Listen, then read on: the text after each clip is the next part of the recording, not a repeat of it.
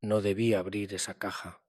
Era de madrugada en Jerusalén, el viento golpeaba los postigos de madera del pequeño hotel cerca del Monte de los Olivos y yo, con 50 años de archivos desparramados sobre una cama que crujía cada vez que me movía, encontré algo que no buscaba, un papel amarillento, casi transparente, con anotaciones en hebreo y griego que tomé en 1987, después de una conversación que nunca pude grabar. El hombre, un anciano con ojos de quien ha visto demasiado, me dijo algo que ahora, décadas después, vuelve con una claridad insoportable. Soy J. Benítez, periodista. He dedicado más de medio siglo a investigar lo que otros llaman imposible y esta noche necesito contarte algo que descubrí sobre los dos testigos del Apocalipsis. No es teoría, no es especulación piadosa, es algo que vi conectarse pieza por pieza entre archivos militares, testimonios silenciados y textos que la mayoría nunca leerá completos. Si has llegado hasta aquí, quédate, porque lo que sucede cuando esos dos hombres resucitan cambia absolutamente todo. Jerusalén huele diferente de noche. No es el incienso de las iglesias ni el humo del shawarma en las calles del mercado. Es otra cosa, algo más antiguo, más denso, como si la piedra misma respirara memoria. Yo llegué allí por quinta vez en marzo de 1987, siguiendo el rastro de un documento que un contacto en el Vaticano me había mencionado casi por accidente durante una cena en Roma meses atrás. Si alguna vez estás en Jerusalén, me dijo, mirando su copa de vino como si hablara con ella, busca al viejo Moisés, vive cerca del muro, sabe cosas que los rabinos no dicen en público. No me dio más detalles, ni apellido, ni dirección, pero cuando uno lleva tantos años haciendo esto, aprende que las pistas más valiosas siempre vienen envueltas en vaguedad. Tardé 11 días en encontrarlo. 11 días caminando calles estrechas, preguntando en sinagogas pequeñas, tomando té con desconocidos que me miraban con desconfianza hasta que mencionaba ciertos nombres, ciertas conexiones. Finalmente, un comerciante de libros antiguos en el barrio armenio me señaló una puerta azul descascarada, sin número, en un callejón que olía a pan recién horneado y a humedad. Toca 3 veces, me dijo, y di que vienes de parte de quien vio la luz en el Sinaí. No entendí la frase, pero la repetí exactamente como me la dieron. La puerta se abrió lentamente. El hombre que apareció tenía al menos 80 años, quizá más. Llevaba una kipá bordada, una barba completamente blanca que le llegaba al pecho y unos ojos. Dios mío, unos ojos que parecían haber estado presentes en acontecimientos que yo apenas podía imaginar. Me miró de arriba abajo, sin decir nada, durante lo que me parecieron minutos completos. Luego asintió, dio un paso atrás y me dejó entrar. El interior era diminuto, una habitación que hacía de todo: cocina, dormitorio, biblioteca, archivo. Las paredes estaban cubiertas de estanterías repletas de libros en hebreo, arameo, griego, algunos tan viejos que me dio miedo respirar cerca de ellos. Había papeles por todas partes, manuscritos abiertos sobre una mesa de madera que parecía medieval, una lámpara de aceite que todavía funcionaba increíblemente y un aroma a pergamino antiguo que me recordó a los archivos secretos que había visitado en el Vaticano años atrás. Siéntate, me dijo en un español perfecto, con acento que no pude identificar. Obedecí. Él preparó té en silencio, movimientos lentos, deliberados, como si cada gesto fuera un ritual. Cuando finalmente se sentó frente a mí, con 2 tazas humeantes entre nosotros, me miró fijamente y dijo: «Has venido a preguntar sobre los 2 testigos». No era una pregunta, era una afirmación. Yo ni siquiera había abierto la boca. Asentí despacio, sintiendo que algo extraño acababa de comenzar. «Todos preguntan cuándo vendrán», continuó sorbiendo su té. «Nadie pregunta qué pasa cuando se van». Se quedó callado, esperando. Yo saqué mi grabadora del bolsillo, pero él negó con la cabeza. Esto no se graba, dijo con firmeza. Esto se recuerda. Guardé la grabadora. Saqué entonces mi cuaderno, mi viejo cuaderno de tapas de cuero que me acompañaba desde 1975 y un bolígrafo. Él asintió.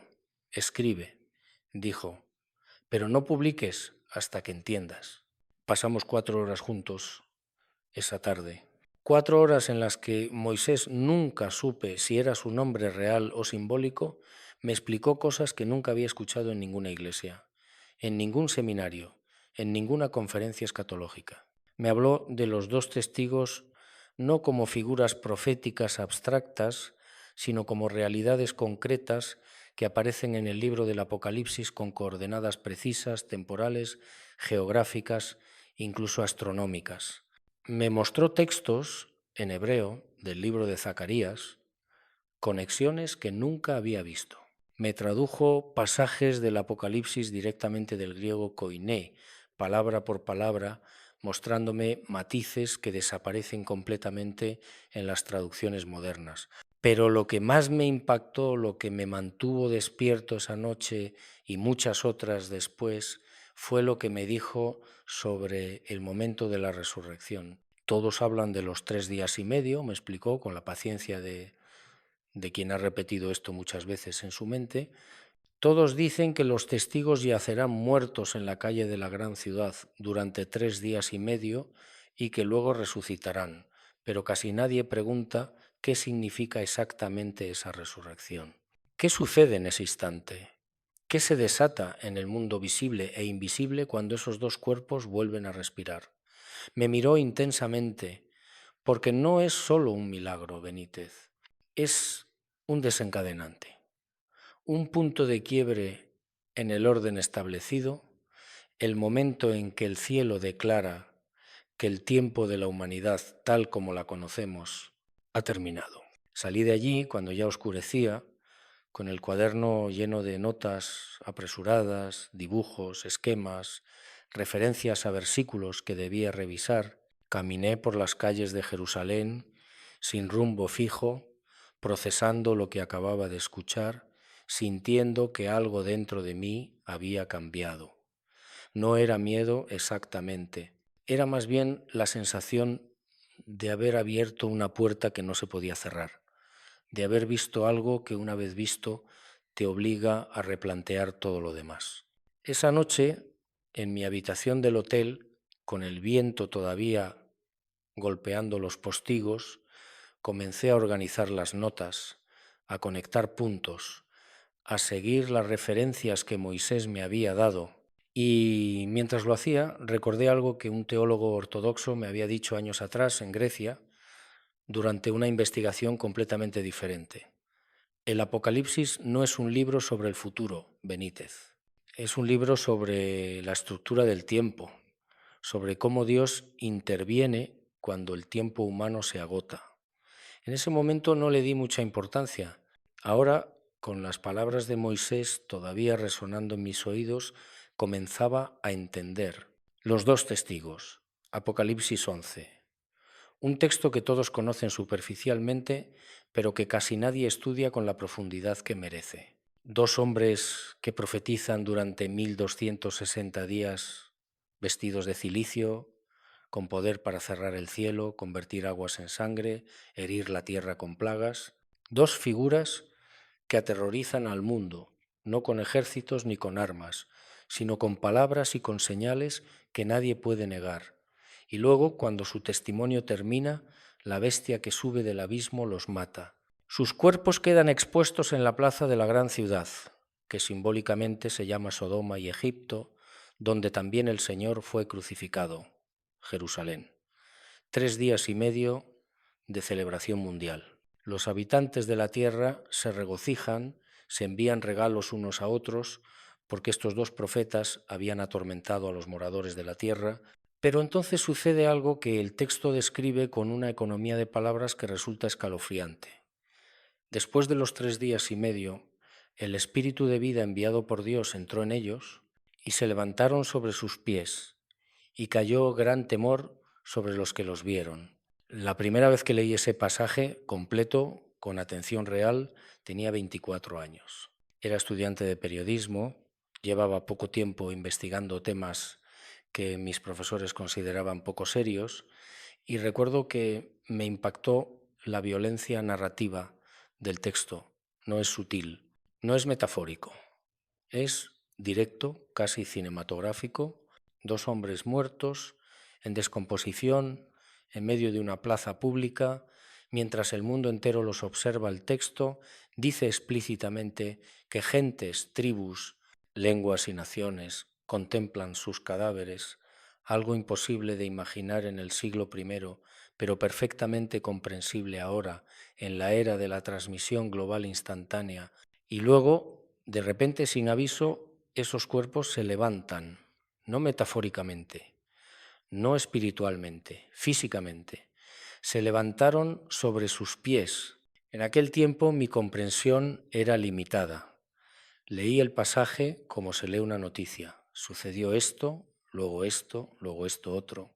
Pero cuando uno envejece, cuando acumula kilómetros y conversaciones y archivos, cuando ha visto cosas que desafían las explicaciones fáciles, empieza a leer diferente. Empieza a preguntarse no solo qué dice el texto, sino qué no dice, qué implica, qué consecuencias tiene cada palabra elegida. Después de mi encuentro con Moisés en 1987, volví a Madrid con una obsesión nueva. Necesitaba entender qué significaba exactamente esa resurrección. No teológicamente ya había leído decenas de comentarios bíblicos que explicaban la resurrección como prueba del poder de Dios o vindicación de los profetas, sino estructuralmente. ¿Qué función cumplía ese evento en la secuencia apocalíptica? ¿Por qué aparecía precisamente ahí, en ese momento de la narración, y no antes o después? ¿Qué desencadenaba? Pasé meses comparando traducciones, griego, latín, siríaco, copto. Consulté con expertos en manuscritos antiguos, algunos de los cuales prefirieron permanecer anónimos porque las instituciones para las que trabajaban no veían con buenos ojos que sus empleados discutieran interpretaciones no ortodoxas del Apocalipsis.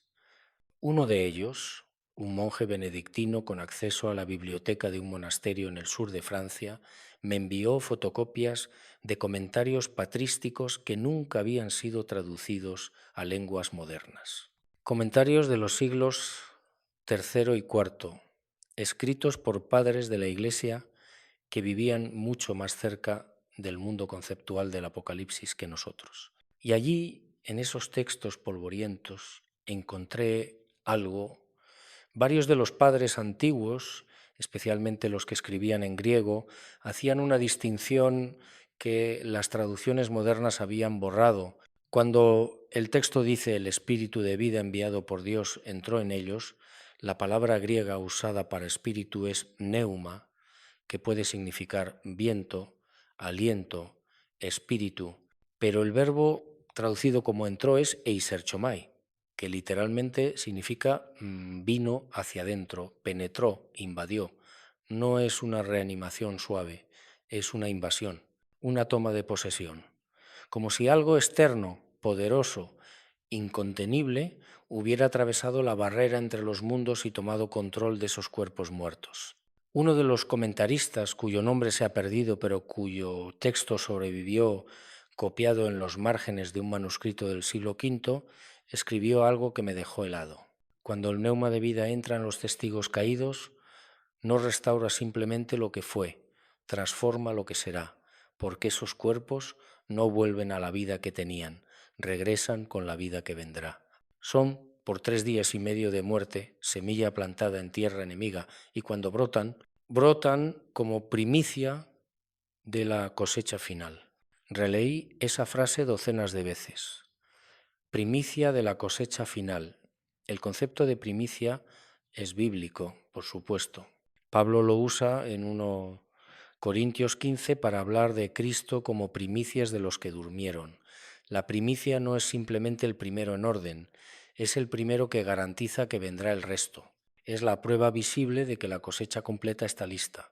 Si Cristo es las primicias de la resurrección de los muertos, ¿qué son los dos testigos? ¿Qué representan al levantarse de la muerte en medio de la tribulación frente a los ojos del mundo entero?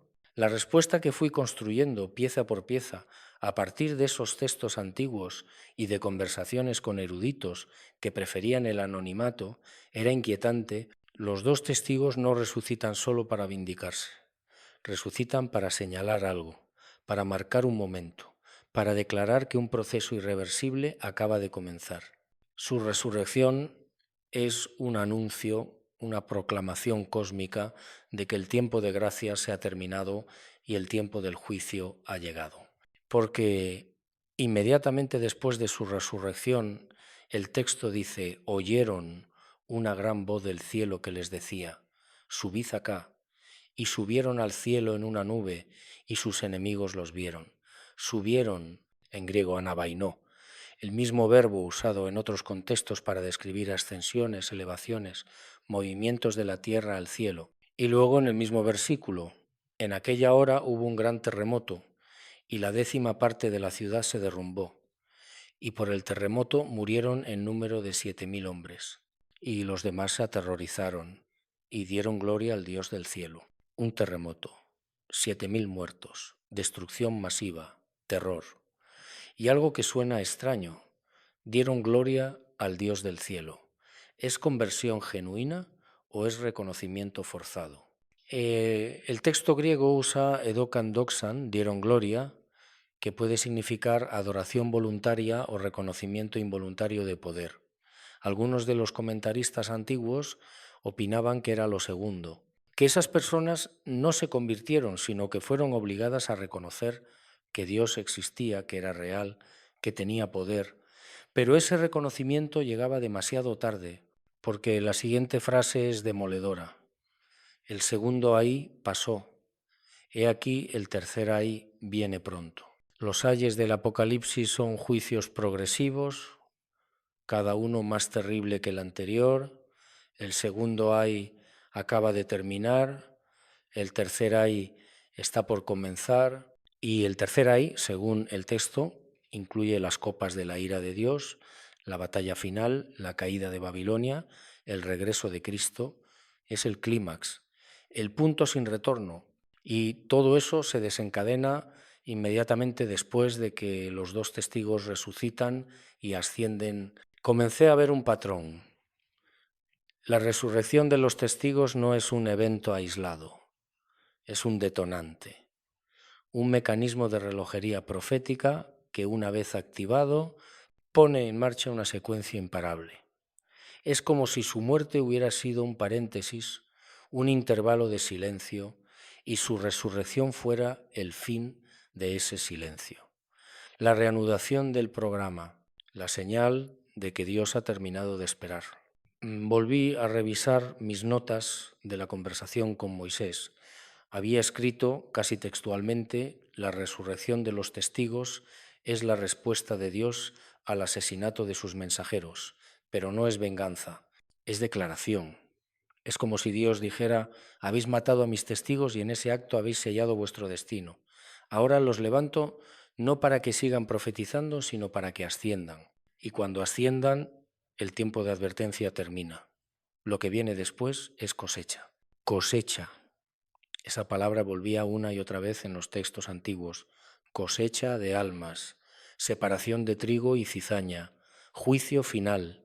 Los dos testigos, al resucitar, marcan el momento en que Dios dice: suficiente, la siembra terminó, ahora viene la cosecha. Y eso me llevó a otra pregunta: ¿por qué 3 días y medio? ¿Por qué ese número específico? En el Apocalipsis los números nunca son arbitrarios. Cada cifra tiene significado simbólico, histórico, profético. 3 días y medio son 42 horas, la mitad de una semana. En el pensamiento judío, la semana es símbolo de completitud. 7 días, creación completa. Una semana partida por la mitad es incompletitud deliberada, es interrupción, es algo roto. Pero 3 días y medio también aparece en otro contexto bíblico crucial: la muerte y resurrección de Cristo. Aunque tradicionalmente se habla de 3 días entre la crucifixión y la resurrección, el cálculo real desde la tarde del viernes hasta el amanecer del domingo es aproximadamente 3 días y medio. Algunos estudiosos han argumentado que esa coincidencia no es casual, que el período de muerte de los 2 testigos está deliberadamente alineado con el período de muerte de Cristo para señalar una conexión tipológica. Cristo murió y resucitó para vencer la muerte. Los 2 testigos mueren y resucitan para señalar que esa victoria está a punto de manifestarse globalmente. En el verano de 1991, 4 años después de mi encuentro con Moisés, regresé a Jerusalén. Esta vez no iba solo. Viajaba con un equipo pequeño, 2 colegas periodistas y un camarógrafo, para un documental que nunca llegamos a terminar por razones que prefiero no detallar aquí. Pero durante esa estancia volví a buscar a Moisés. Toqué la puerta azul descascarada. Nadie respondió. Pregunté en el barrio. Un vecino me dijo que el anciano había muerto 6 meses atrás en paz, durmiendo. Dejó una caja para ti, me dijo el vecino, un hombre de mediana edad con acento israelí marcado. Dijo que si alguna vez volvías, te la entregara. Me llevó a su propia casa y me dio una caja de madera pequeña, sin cerrar, con mis iniciales talladas en la tapa. Dentro había 3 cosas, un manuscrito en hebreo, que todavía no he logrado traducir completamente, una fotografía en blanco y negro de un grupo de hombres frente al Muro de los Lamentos, en lo que parecía ser la década de 1940, y una nota escrita a mano en español con letra temblorosa pero legible. La nota decía: Benítez, si estás leyendo esto, ya me fui. Bien, estaba cansado, pero necesito que sepas algo. Los 2 testigos no son solo profecía futura, son patrón repetido. Han aparecido antes, aparecerán de nuevo. Y cuando lo hagan, cuando el mundo los vea morir y resucitar, lo que sucederá no será solo espiritual, será físico, cósmico, literal. El velo entre los mundos se rasgará, no como metáfora, como hecho. Busca el testimonio de los que vieron el terremoto de 1927 en Jerusalén. Hay conexiones que no puedo explicar en papel. Shalom. Me quedé sentado en casa del vecino con la nota en las manos, sintiéndome extrañamente vacío. Moisés había muerto y me había dejado más preguntas que respuestas. Patrón repetido. Han aparecido antes. ¿Qué significaba eso? ¿Hablaba literal o simbólicamente? ¿Y qué tenía que ver el terremoto de 1927 con los 2 testigos del Apocalipsis? Pasé los días siguientes en bibliotecas y archivos. El terremoto de Jerusalén de 1927 está bien documentado. Ocurrió el 11 de julio, con una magnitud estimada de 6.2. Causó cientos de muertos y daños significativos en toda la región. Pero buscar conexiones entre un evento sísmico del siglo XX y una profecía apocalíptica parecía, incluso para mis estándares, un salto demasiado grande. Sin embargo, había aprendido a confiar en las pistas de Moisés. Nunca me había dado información inútil. Finalmente, en un archivo del Patriarcado Ortodoxo griego, encontré algo, un testimonio escrito por un sacerdote que sobrevivió al terremoto. Estaba en griego, pero conseguí que me lo tradujeran. El sacerdote describía cómo, minutos antes del terremoto, él y otros habían visto 2 figuras vestidas de blanco caminando por la calle cerca del Santo Sepulcro. Figuras que parecían no tocar el suelo, que brillaban con luz que no era del sol y que desaparecieron justo antes de que empezara el temblor. El sacerdote escribió: no sé si fueron ángeles o algo más, pero sentí en mi espíritu que eran mensajeros, que habían venido a advertir y que nosotros, necios, no escuchamos. Puede ser coincidencia, puede ser alucinación, puede ser el testimonio sincero de un hombre que vio algo que no podía explicar, no lo sé.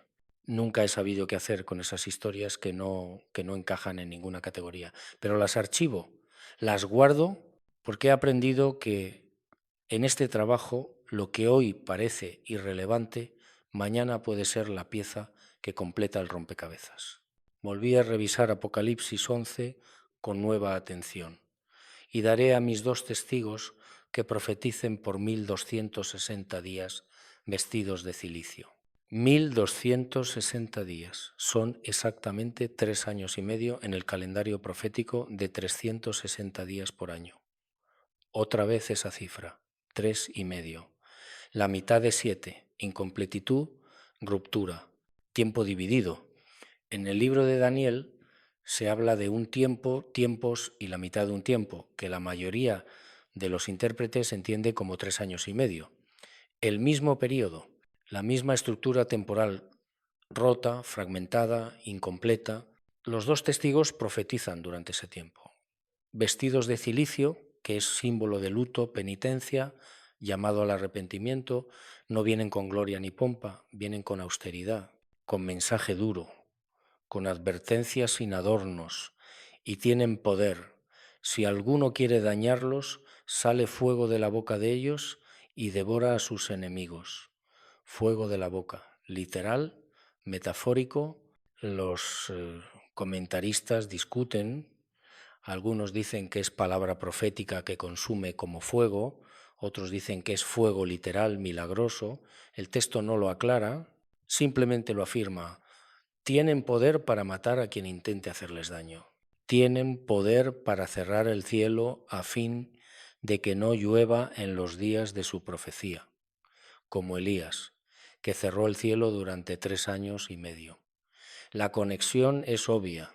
Muchos creen que uno de los 2 testigos es literalmente Elías, que nunca murió, sino que fue arrebatado al cielo en un carro de fuego y debe regresar, según Malaquías, antes del día grande y terrible del Señor. Y tienen poder sobre las aguas para convertirlas en sangre, como Moisés, que convirtió el Nilo en sangre. De nuevo la conexión es clara. Muchos creen que el otro testigo es Moisés, que también desapareció de forma misteriosa. Dios lo enterró y nadie conoce su sepultura, y que aparece junto a Elías en la transfiguración de Cristo. Elías y Moisés, ley y profetas, Antiguo Testamento personificado, testigos del poder de Dios en generaciones pasadas, regresando para testificar una última vez antes del fin. Es una interpretación coherente, elegante, satisfactoria teológicamente. Pero Moisés, el anciano de Jerusalén, me había dicho algo diferente. No te quedes con la interpretación fácil, me advirtió aquella tarde. Los nombres no importan tanto como la función. Los 2 testigos son eso, testigos, cumplen un rol. Y el rol es siempre el mismo, advertir, demostrar, confrontar. Pueden ser Elías y Moisés, pueden ser otros, pueden ser diferentes en diferentes tiempos. Lo que importa es que cuando aparecen, el reloj profético se activa. Cuando termine su testimonio, continúa Apocalipsis 11, la bestia que sube del abismo hará guerra contra ellos, los vencerá y los matará. Ahí está, la bestia, el anticristo, el sistema de poder demoníaco que domina el mundo durante la tribulación. Durante todo el tiempo que los testigos profetizan, la bestia no puede tocarlos. Tiene poder sobre el resto del mundo, pero no sobre ellos. ¿Por qué? Porque cuando terminen su testimonio, solo entonces, no antes, hay un tiempo asignado, protegido, inviolable, 1260 días. Y cuando ese tiempo se cumple, la protección se levanta. Es como si Dios dijera, os doy este tiempo para escuchar, para decidir, para arrepentiros. Mis testigos estarán ahí, vulnerables, visibles, imposibles de ignorar. Y cuando su tiempo termine, entonces permitiré que los matéis. Pero ese permiso será vuestra trampa, porque la muerte de los testigos no es la victoria de la bestia, es el comienzo de su fin. En 1998, durante una conferencia sobre escatología en Chicago, conocí a un rabino mesiánico que había estudiado los textos apocalípticos judíos del período del Segundo Templo. Nos tomamos un café después de su ponencia y le mencioné mi interés en los 2 testigos. Su reacción fue inmediata. Ah, dijo, moviendo la cabeza con una sonrisa que parecía contener siglos de conocimiento. Los 2 olivos, los 2 candeleros. Hizo una pausa. ¿Has leído Zacarías 4? Por supuesto que lo había leído, pero no con la atención que debía. Esa noche, en mi habitación del hotel, volví a abrir mi Biblia. Zacarías 4. El profeta tiene una visión, un candelabro de oro con 7 lámparas y junto a él 2 olivos, uno a la derecha y otro a la izquierda. Zacarías pregunta qué significan esos 2 olivos y el ángel responde: estos son los 2 ungidos que están delante del Señor de toda la tierra. Apocalipsis 11 hace referencia directa a esa visión. Estos son los 2 olivos y los 2 candeleros que están en pie delante del Dios de la tierra. La conexión es explícita. Los 2 testigos del Apocalipsis están vinculados tipológicamente con los 2 olivos de Zacarías. ¿Pero qué significa eso? En el contexto de Zacarías, los 2 olivos representan a Josué, el sumo sacerdote, y Zorobabel, el gobernador, líderes espiritual y civil de Israel después del exilio babilónico. Representan autoridad sacerdotal y autoridad real, unción doble. Pero en el contexto apocalíptico, esa tipología se expande. Los 2 testigos no solo representan autoridad, representan testimonio completo, ley y gracia, juicio y misericordia, palabra y espíritu.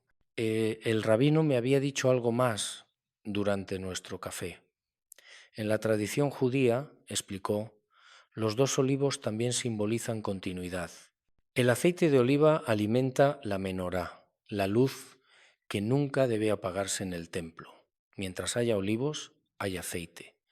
Mientras haya aceite, hay luz. Mientras haya luz, hay presencia de Dios. Los 2 testigos son eso, garantía de que Dios no ha abandonado la tierra, que su presencia, su testimonio, su luz continúan aunque todo parezca oscuridad. Y luego vienen y los matan.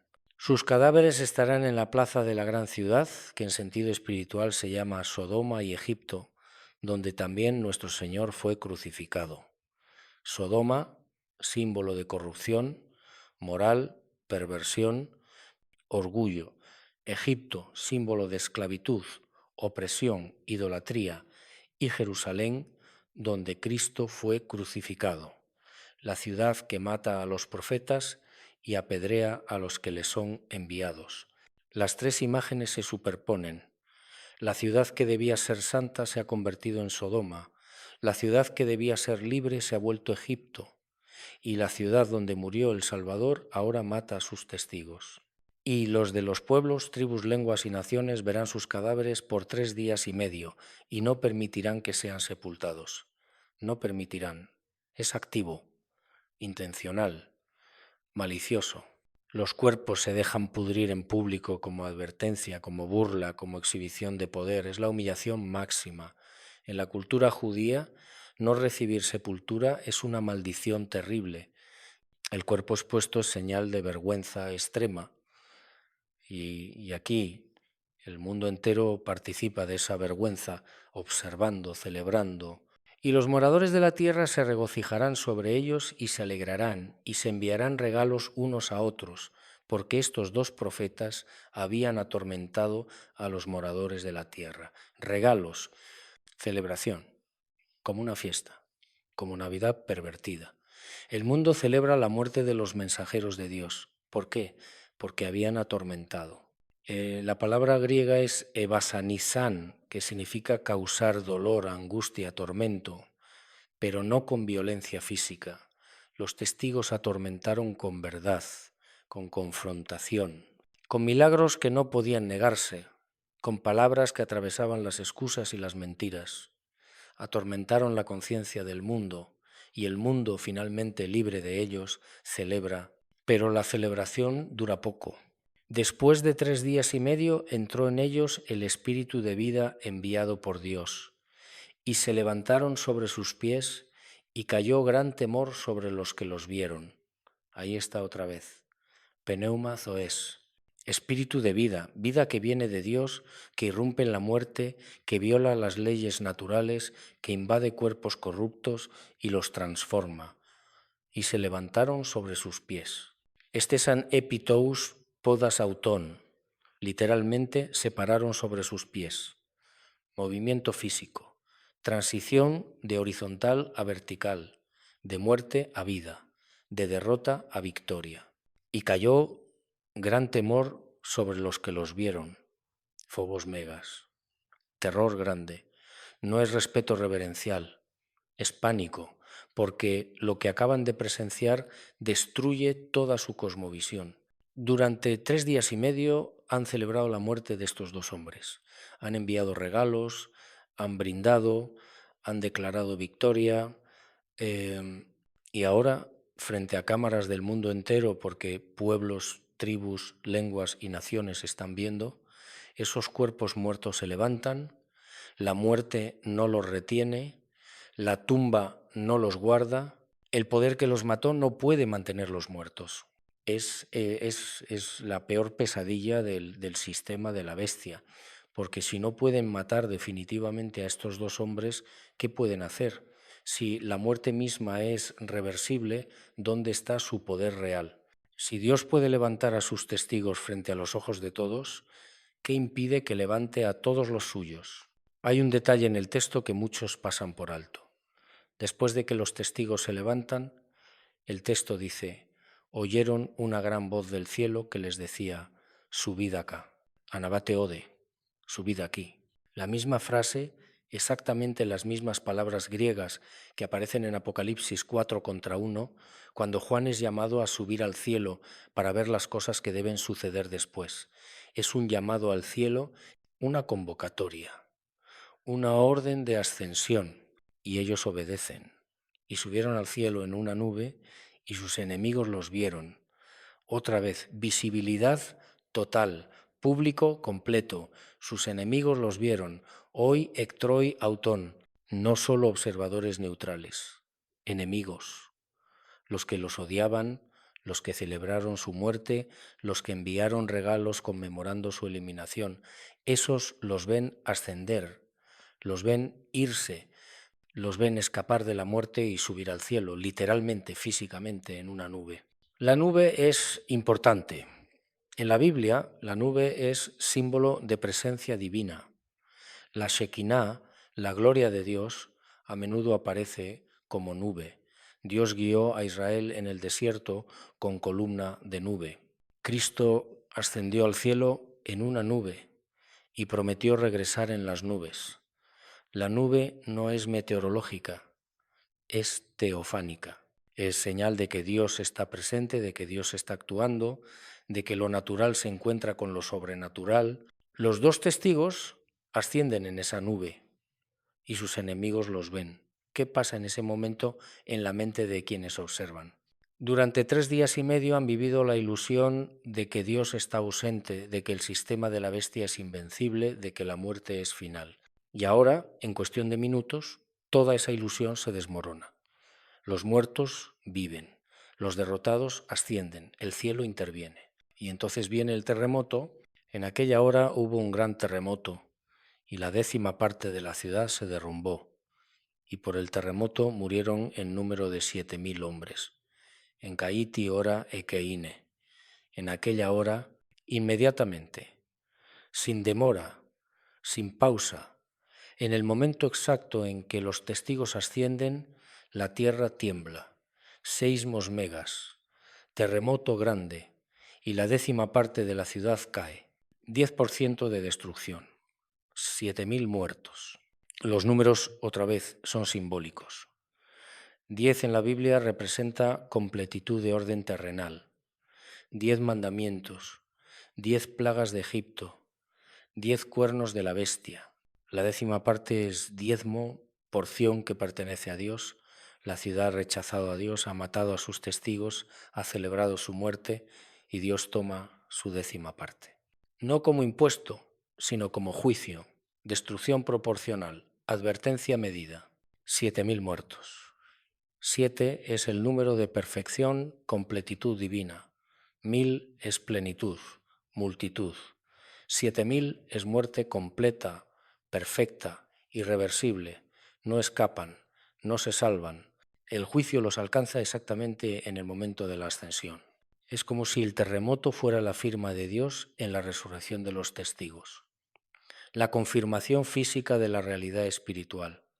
Vosotros los matasteis, yo los levanté, vosotros los dejasteis pudrirse, yo los glorifiqué, vosotros celebrasteis, yo juzgo. Y para que no haya duda, para que nadie pueda decir que fue coincidencia o alucinación colectiva, sacudo la tierra, destruyo parte de la ciudad, mato a miles. En aquella hora, en ese momento exacto. Y los demás se aterrorizaron y dieron gloria al Dios del cielo.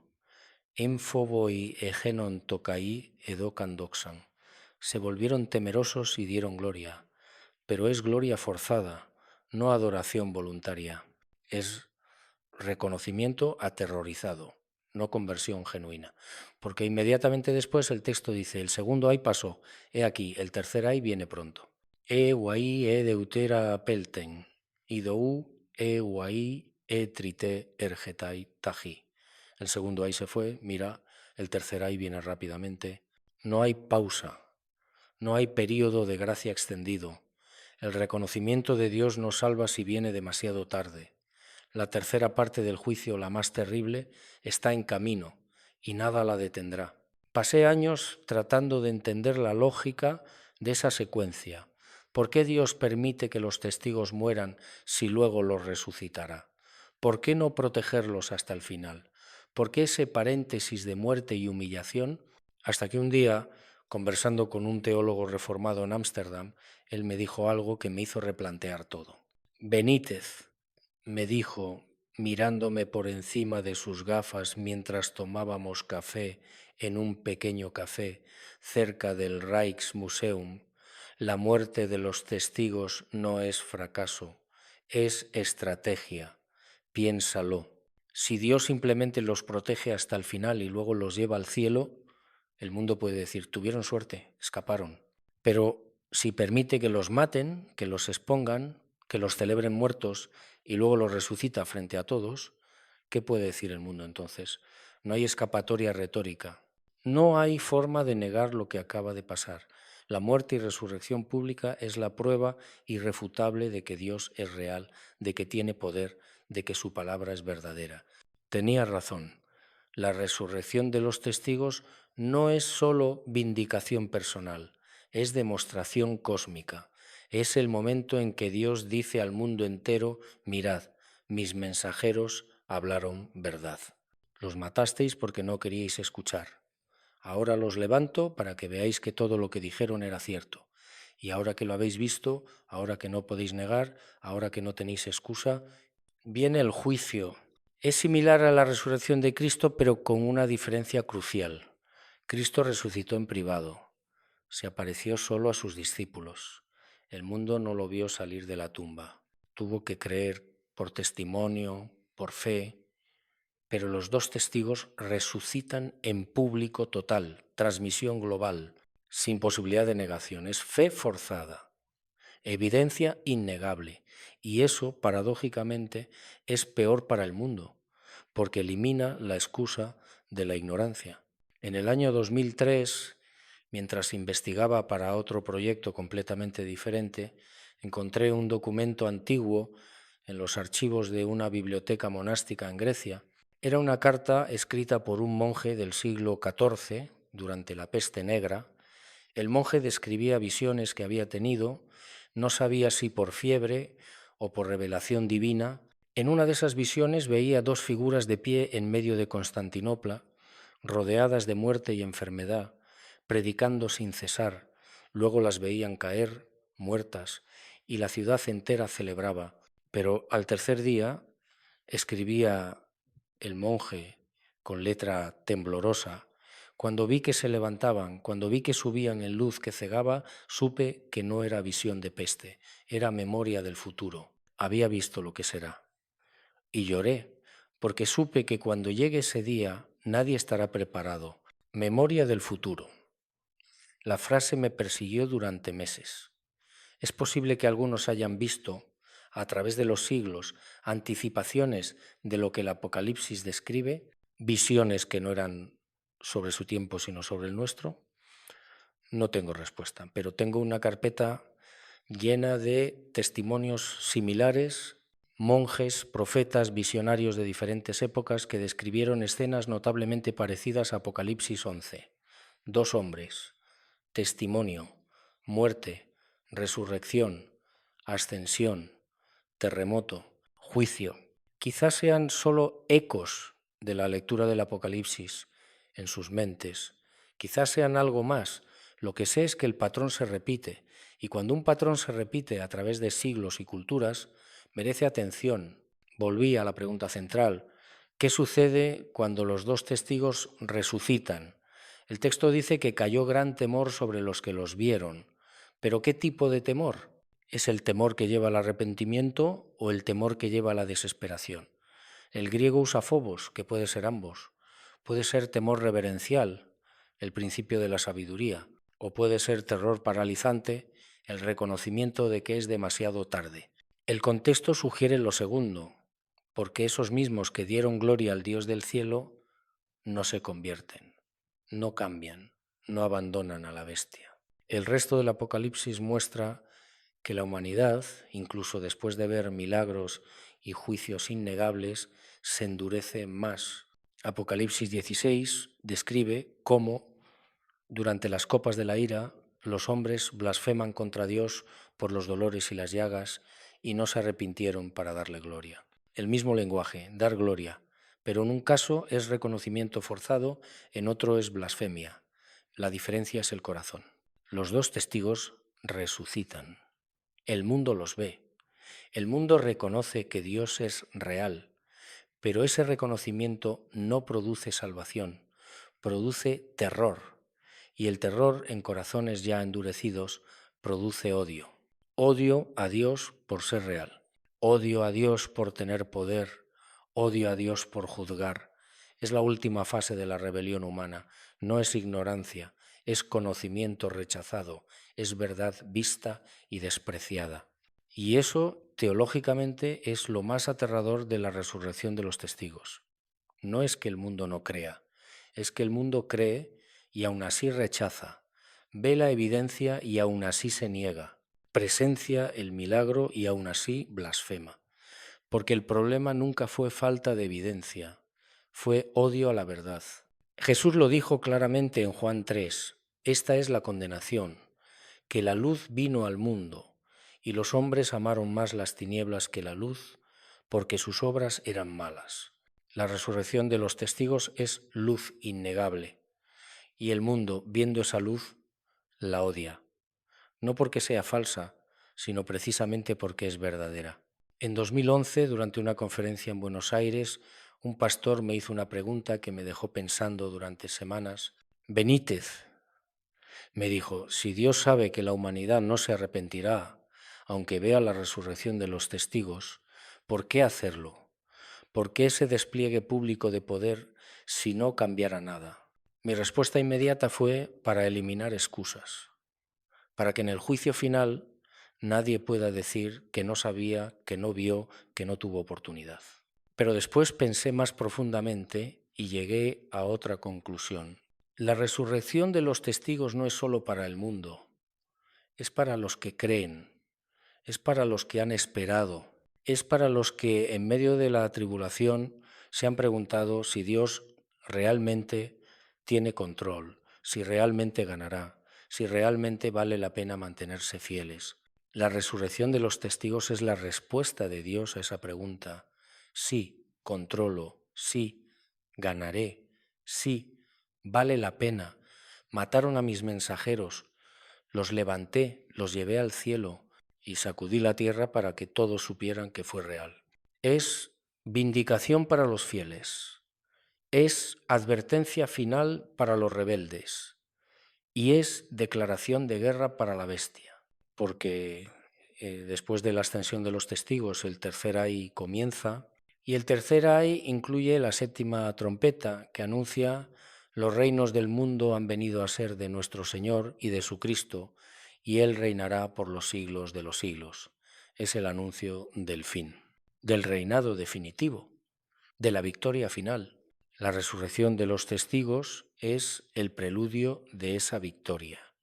Es la señal de que el proceso ha comenzado, de que el tiempo de gracia se agotó, de que lo que viene ahora es cosecha, separación, juicio, restauración. Hay una conexión que no había visto hasta hace pocos años, cuando estaba revisando notas antiguas para un libro que nunca terminé, la conexión entre la resurrección de los dos testigos y la resurrección final de los creyentes. Pablo dice en 1 Tesalonicenses 4 que cuando Cristo regrese, los muertos en Cristo resucitarán primero. Luego nosotros, los que vivimos, los que hayamos quedado, seremos arrebatados juntamente con ellos en las nubes para recibir al Señor en el aire. Arrebatados, arpagesómeta, tomados, elevados, transportados. La misma idea básica que la ascensión de los testigos. Ellos suben en una nube, los creyentes serán arrebatados en las nubes. El paralelismo es claro, pero la diferencia también lo es. La ascensión de los testigos es visible, pública, presenciada por sus enemigos. El arrebatamiento de la Iglesia, según la mayoría de las interpretaciones, será súbito, inesperado, posiblemente invisible para el mundo, o no. Algunos teólogos han argumentado que el arrebatamiento también será público, que el mundo verá a millones de personas desaparecer, que será el shock global definitivo. Otros dicen que será discreto, que pasará desapercibido o será explicado de alguna manera, no lo sé. Pero lo que sí sé es que la ascensión de los testigos establece un precedente. Dios puede, y lo hará, llevar a los suyos al cielo de forma visible, innegable, frente a los ojos de todos. Y eso me lleva a otra reflexión. Los dos testigos son llamados primicias, en algunos comentarios antiguos. ¿Primicias de qué? De la resurrección final, de la ascensión final. Son los primeros durante la tribulación en experimentar lo que todos los creyentes experimentarán al final. Muerte, resurrección, ascensión. El patrón completo, son modelo. Anticipación, señal de lo que viene. Cuando los testigos resucitan, el mundo ve una demostración en vivo de lo que Dios hará con todos sus hijos. No quedarán en la tumba, no serán retenidos por la muerte, serán levantados, serán transformados, serán llevados al cielo.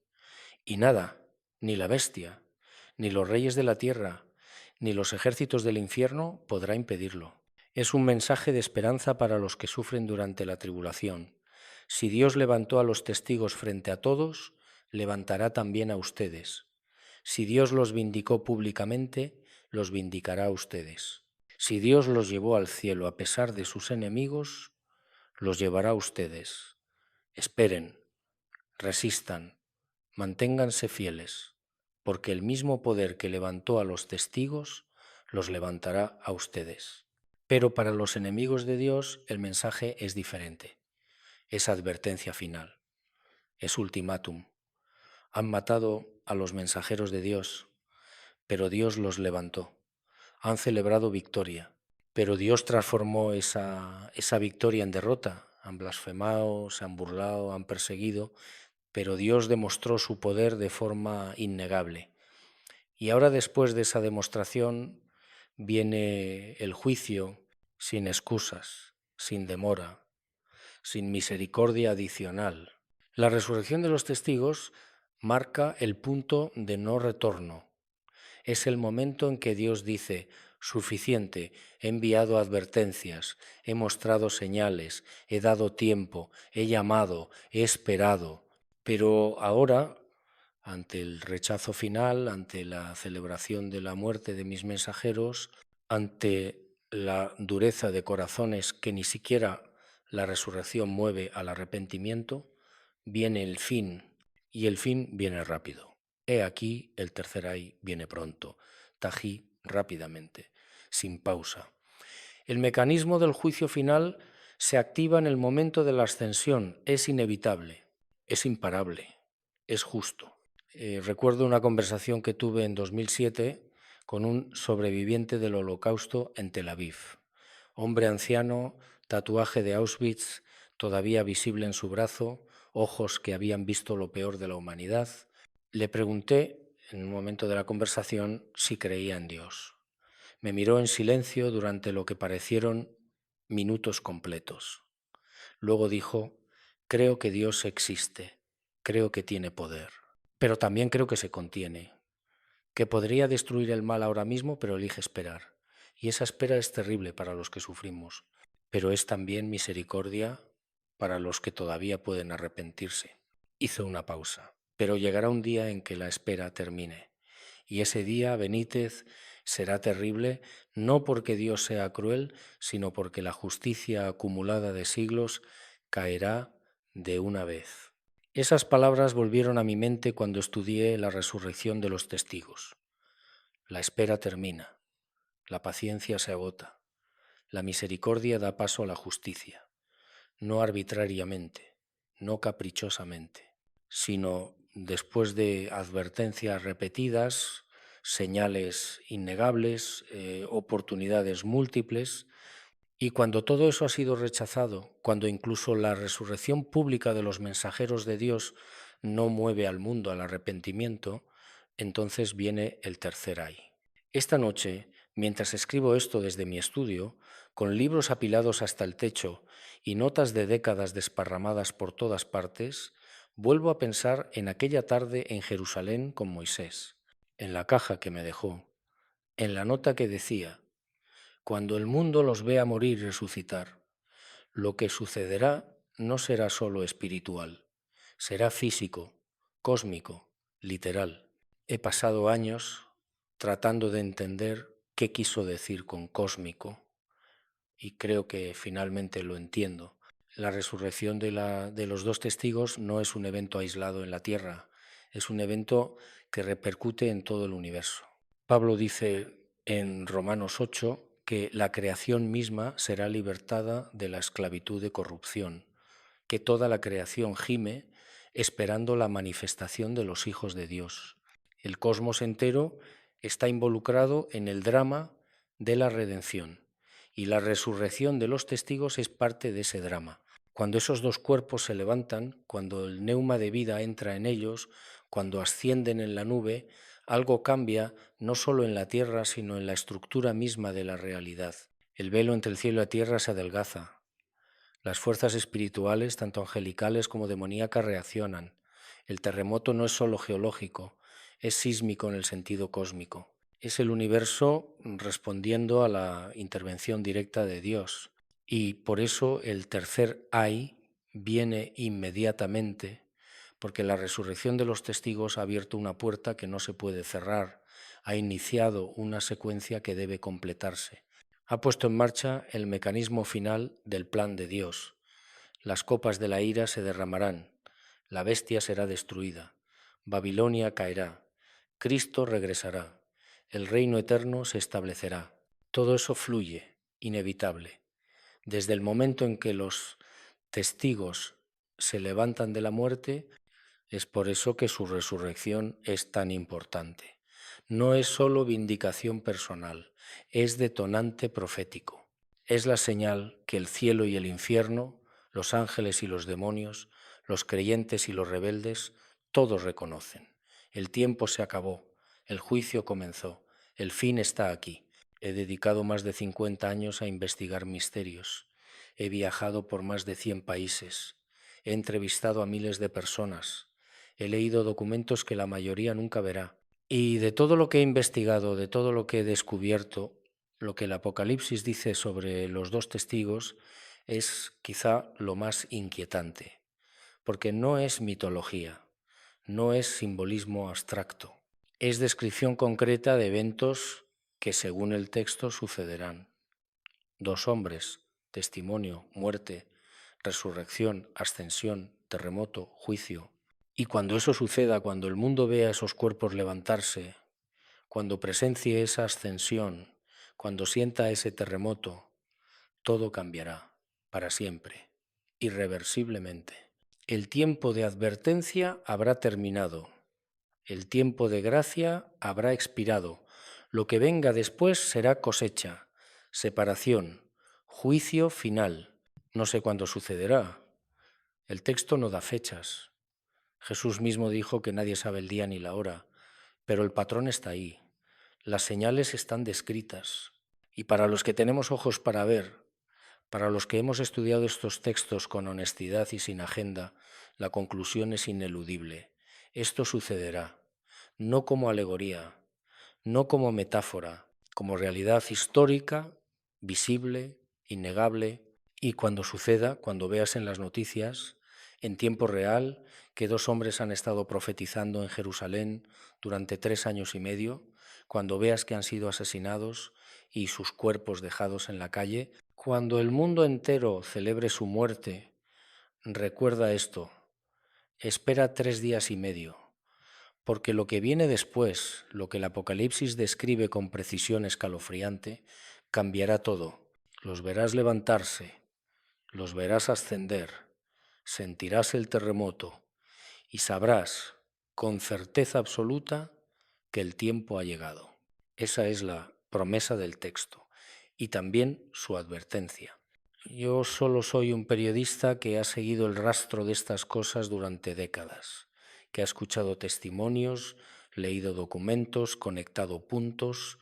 No tengo todas las respuestas, pero tengo suficientes como para saber que esto es real, que es importante, que merece atención, y por eso te lo cuento ahora, mientras todavía hay tiempo, mientras todavía puedes decidir de qué lado estarás cuando llegue ese momento, porque llegará. El Apocalipsis no es ficción, es advertencia, es revelación, es mapa del final de esta era y el comienzo de la siguiente. Los 2 testigos resucitarán y cuando lo hagan, el mundo nunca volverá a ser el mismo. Si has llegado hasta aquí, si has leído todo esto sin desconectar, sin descartar, sin burlarte, entonces algo en ti reconoce la verdad de estas palabras. Algo en ti sabe que no estoy inventando, que no estoy exagerando, que simplemente estoy reportando lo que he encontrado, lo que he investigado, lo que el texto dice y lo que las conexiones revelan. Y si eso es así, si sientes esa inquietud, esa sensación de que esto importa más de lo que quisieras admitir, entonces te invito a hacer algo. Abre tu Biblia, lee Apocalipsis 11 completo, no con ojos religiosos, sino con ojos de investigador. Pregúntate, ¿es posible que esto sea literal? ¿Es posible que esto suceda exactamente como está descrito? Y si la respuesta es sí, aunque sea posiblemente sí, entonces la siguiente pregunta es inevitable. ¿Estoy preparado? Porque cuando los testigos resuciten, cuando el tercer ay comience, no habrá tiempo para prepararse, solo tiempo para enfrentar. Y en ese momento lo único que importará será si tu nombre está escrito en el libro de la vida del Cordero, si has aceptado o rechazado la verdad que esos testigos proclamaron, si has elegido luz o tinieblas. Esa es la decisión que todos enfrentaremos, algunos antes de ese día, otros durante, pero todos, eventualmente, tendremos que decidir. Y la resurrección de los 2 testigos será el momento en que muchos, demasiados, se darán cuenta de que decidieron demasiado tarde. No cometas ese error. Esto es lo que el Apocalipsis dice que sucede cuando los 2 testigos resucitan. Y ahora tú lo sabes. La pregunta es, ¿qué harás con este conocimiento?